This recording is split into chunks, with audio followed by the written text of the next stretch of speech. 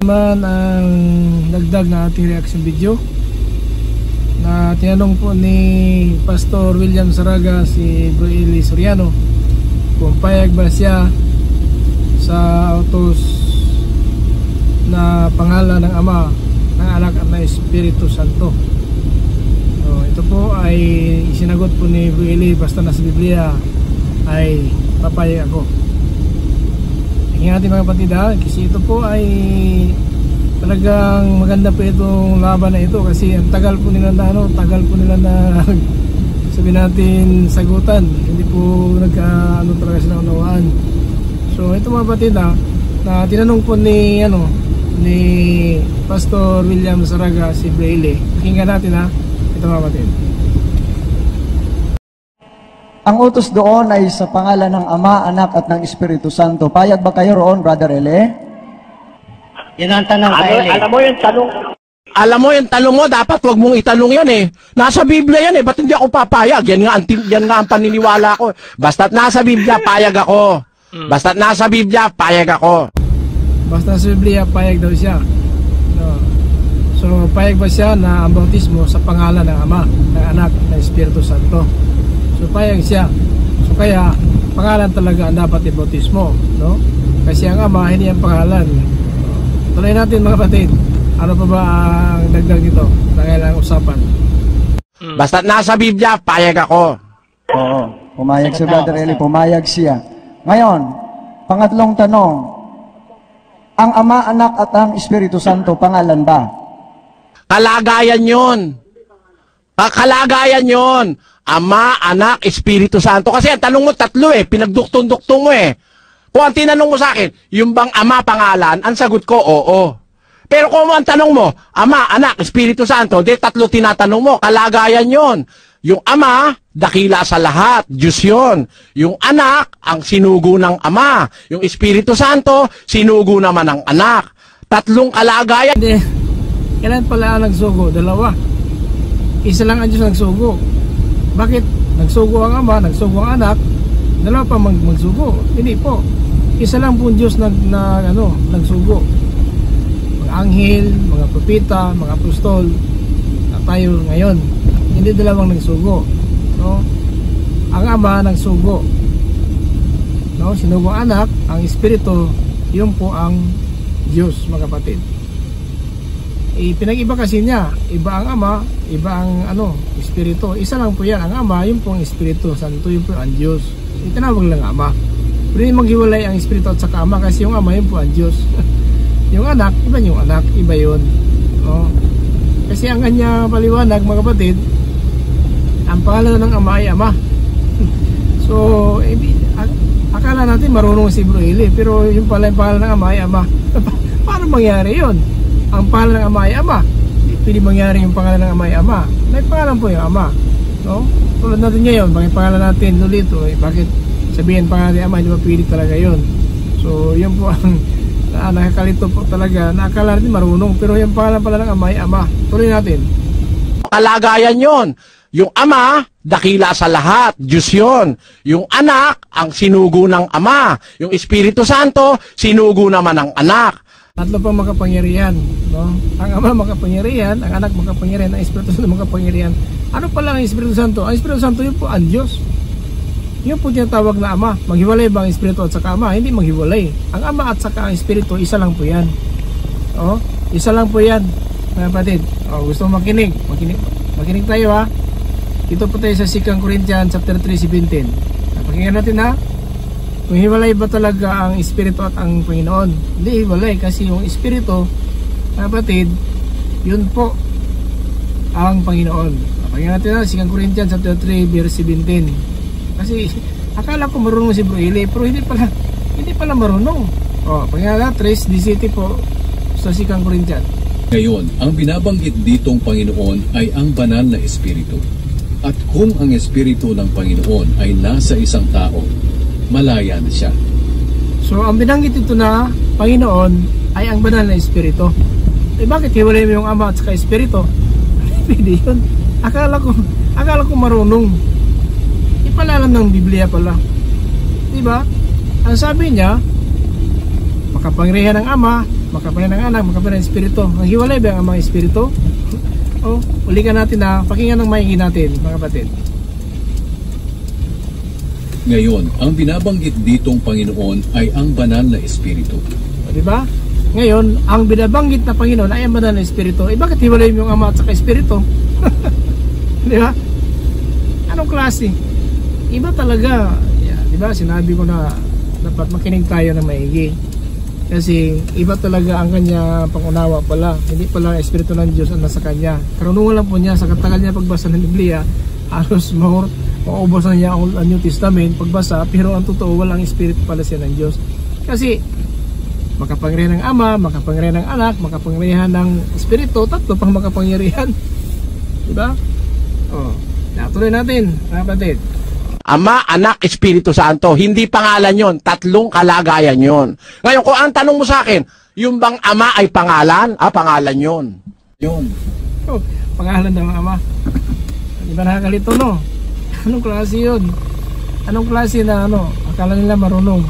Pero yung pangalan ng ama, yung pangalan ng ama ay ama. Ano mangyari yung pangalan ng ama ay ama? Saan ka ba? Saan ka ba ng tao na dito sa limutan? Sino pangalan mo, ama? Pagpunta doon sa LCR, magparehistro ka. Sino pangalan nito? Anak mo? Ama? Hindi pwede yung ama.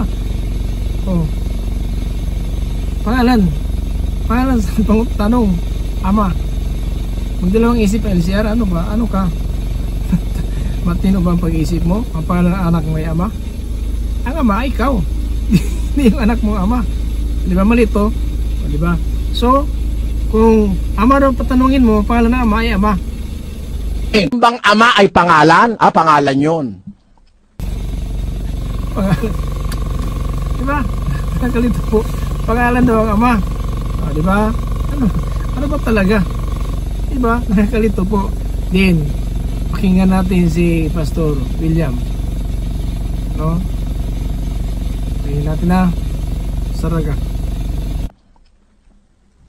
Nasagot na, Pastor? Pangalan daw yon. Si Brother Eli Soriano, umamin ka po, Brother Eli, na ang ama ay Ang pangalan. tanong ho natin ba sa, yun nung nakatalata sa tema. Inamin po ni Brother Eli, ang ama ay pangalan. Tanong ho, Bakit Brother Eli ang pangalan ni Brother Eli?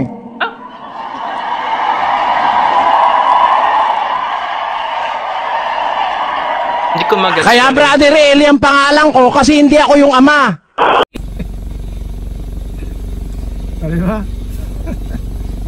Okay na umusga. Hindi po tayo ng ano dito ha. Nakakalito.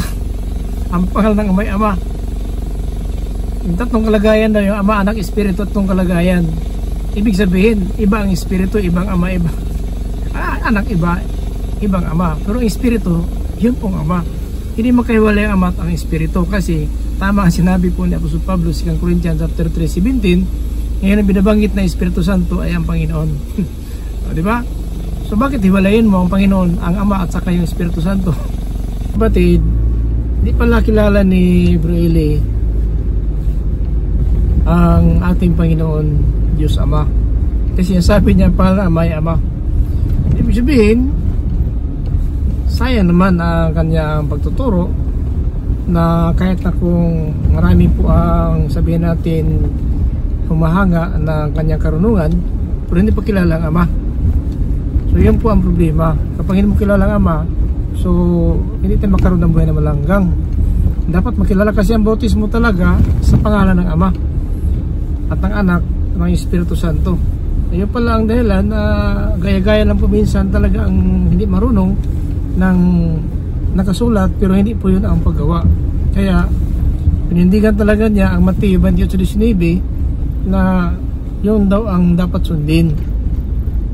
Pero mga kapatid, sa pangunawa po ng mga apostoles, talaga ginawa po yung utos na yon doon sa Acts 38 na sabi ni Apostol Pedro, magsisi kayo at magpabautismo kayo ang matagos sa kaninyo, ang bawat isa sa inyo sa pangalan ni Kristo ipapatawad niyo mga kasalanan. at tanggapin yung pagkaloob ng Espiritu Santo. Yun po mga kapatid. So yun pala kilala ni Bro Eli ang Ama. Napakinggan natin Biblia mga kapatid. Ito po at pinakilala po mismo ng anak dito sa lupa na habang si Felipe nagtanong kang Panginoon Kristo, ipakita sa amin ang Ama at masayahan na kami. So ganito po ang sagot po ng Panginoon Kristo sa kay Felipe na naghanap po si Felipe ng Ama. Ito po ang pagsagot ni Panginoon Kristo. Pakinggan natin sa John 14 and verse 7 up to 8. Yan mga kapatid ha. Ito po. Hallelujah. Hanggang po sa 9. Ito po, ganito po ang pagkasagot ni Panginoon Kristo sa tanong po ni Felipe, no? Na ito po, pakinggan natin. Kung kilala niyo ako, kilala niyo na rin ang aking Ama. At ngayon nga ay nakilala at nakita niyo na siya. Diba? Ganun po kung pakilala po ng anak ng Ama na sabi, kung kilala niyo ako, kilala niyo ang Ama. So sino po siya? Si Jesus. At nakita sa akin, nakita mo na siya. So yun po ang pagkasagot ng Panginoon Kristo ng Felipe. Kasi hinahanap ni Felipe ang Ama mga kapatid. Diba? So yun po ang sistema. So kaya bakit pa talaga dapat pa ba magdebate kung may pangunawa ng tao ng Biblia ayon po si Espiritu Santo? So may iwasan na po ang pagdebate kasi ito mahayag po talagang clear po dito. Kung kilala niyo ako, kilala niyo ang Ama. So kilala, ibig sabihin pangalan. Sino po siya? Si Jesus. So, ibig sabihin, si Jesus talaga Ama. Kasi anak, Kristo lang po yan. So, ang sagot ni Felipe sa verse 8, mga batid, Sinabi ni Felipe sa kanya, Panginoon, ipakita niyo po sa amin ang Ama, at sapat na iyon sa amin. Hindi po. Panginoon, ipakita mo sa amin ang Ama at sapat na po sa amin. So, di ba? So, sagot sa verse 9. Sagot naman ang Panginoon Kristo sa verse 9. Si John 14 verse 9. Sumagot si Jesus, Felipe, ang tagal na nating magkasama, hindi mo pa rin ba ako kilala? Ang nakakita sa akin ay nakakita na rin sa Ama. Paano mo nasabing ipakita ko sa inyo ang Ama? Hindi ka ba naniniwala na ako ay nasa Ama at ang Ama ay nasa akin? Dahil po sa pangalan Jesus, ako ay nasa Ama sapagkat ang pangalan dala niya, pangalan ng Ama Jesus. No? Ako ay nasa Ama at Ama nasa akin sapagkat ang pangalan dala-dala niya, pangalan po ng Ama ni Jesus. Kaya nandun din siya sa Ama kasi yung pangalan ng Ama dala po niya. So ang katangian po ng anak dito sa lupa, dala-dala po niya ang pangalan po ng Ama. Yun po ibig sabihin. Pero si Gabriel hindi pala alam niya, no? Hindi pala alam niya ang Ama kung sinong pangalan kasi ang sabi niya ang pangalan ng Ama ay Ama.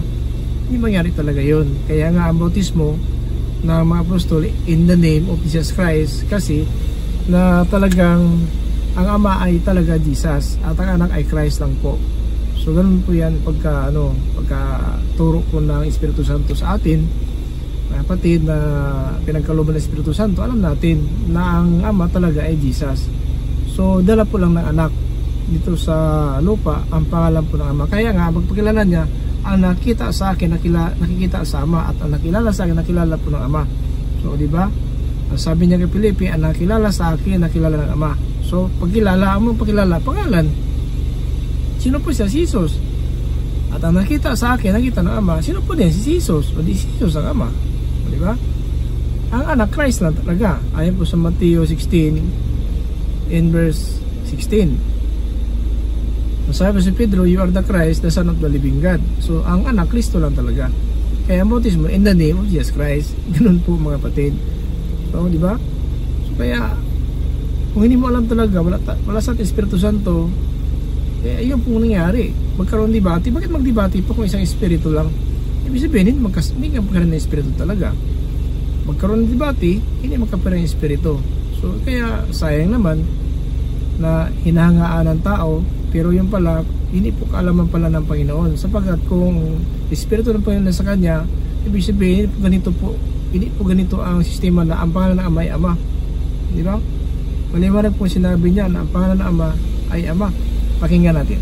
Ito na, ito pong tanong. Ang Ama, Anak at ang Espiritu Santo, pangalan ba? Kalagayan yun. Kalagayan yun. Ama, Anak, Espiritu Santo. Kasi ang tanong mo tatlo pinagduktong-duktong mo Kung ang tinanong mo sa akin, yung bang Ama pangalan, ang sagot ko, oo. Pero kung ang tanong mo, Ama, Anak, Espiritu Santo, di tatlo tinatanong mo, kalagayan yon. Yung Ama, dakila sa lahat, Diyos yun. Yung Anak, ang sinugo ng Ama. Yung Espiritu Santo, sinugo naman ng Anak. Tatlong kalagayan yan, tatlong kapangyarihan yan. Ang Ama ay makapangyarihan, ang Anak ay makapangyarihan, ang Espiritu Santo ay makapangyarihan. Ama, Anak, Espiritu Santo. Hindi pangalan yon, tatlong kalagayan yon. Ngayon, kung ang tanong mo sa akin, yung bang Ama ay pangalan? Pangalan yon. Hindi ba? Pangalan na yung Ama. Di ba? Di ba? Paano kung ikaw talaga, kung naliman natin ang pangunawa, paano mangyari na ang pangalan ng Ama ay Ama? Hindi po mandaya ang Diyos. May pangalan talaga. Kaya sabi ng Kristo, ang nakilala sa akin, nakilala ng Ama. At nakita sa akin, nakita ng Ama. Ganun po yun. Di ba? So kaya hindi pwede mangyari na sabihin natin na ang pangalan ng Ama ay Ama. Kasi napakahirap po mga kapatid. Kung gano'n na lang po ang ating pangunawa, mahirap po. No? So sana po nakatulong po itong mga reaction video natin. Kunti lang po ito, pero marami pa tayong pag-aralan. So sana po hindi ko pamala, mag-like and share lang po tayo, subscribe, pin-post notification bell para update po tayo sa bawat araw na ating dagdag na reaction video tungkol po sa panahon ni Bro Eli. Tingnan natin kung bakit hinahangaan at wala na nakatalo. Bakit kaya? Kasi ganito po ang estilo niya. Kung saan ka niya tumbahin, alam niya ang Biblia, paskutsyot Biblia. Kaya kung ikaw baguhan lang na pastor, akala mo siguro kung kaya mo, hindi basta-basta kayahin yun. Kasi pagkat halos yung Old and New Testament, halos na marami na siyang alam talaga. Kaya mahirap po yun kung hindi mo alam pasikot-sikot. Pero pag Espiritu Santo na sa atin, kahit times 3 pa siya, hindi po tayo matalo. Wala makatalo na Espiritu Santo. Kaya nga, tingnan mo sa kanyang pamanalita, sa kanyang pangaral, maraming umanga nga. Ako, alam mo, nagkasubaybay din ako sa kanya. So pagka tinitingnan ko ang estilo niya sa kanyang pamaraan, kung ayaw mo sa katotohanan. So ang bautismo niya, hindi po bautismo na apostolis. Paano pa po yan? Talagang doon pa sa bautismo, wala na talaga siya. So pagkat ang bautismo nila, Father, Son, Holy Spirit, ang bautismo is apostolis in the name of Jesus Christ. So, like and share lang po guys. Mag-comment na kayo sa comment section. I-subscribe tayo, i-post notification bell para update sa bawat araw. Maraming salamat po. God bless us all. Okay, bye-bye. Bye-bye.